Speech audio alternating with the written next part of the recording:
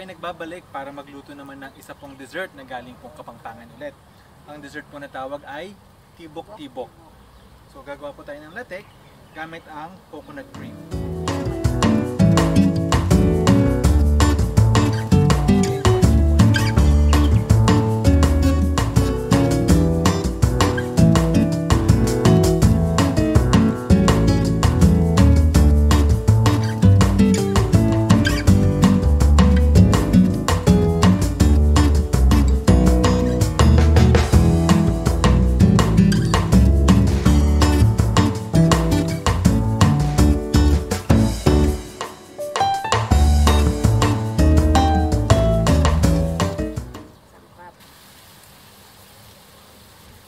Ating halo-haloin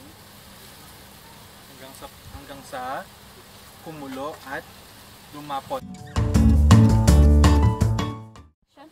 Ayan, ating pong natunghayan ang beef rendang at ang ginataang dalog ng Marawi at kare-kare at tibok-tibok ng Pampanga. Follow niyo po kami sa aming social media accounts. Dito po. Happy National Food Month. See you next year. Tama ba? Pero kasama ng kanyang may misis na si Miss Rose. May bahay! Yun nga, kayo ang mag...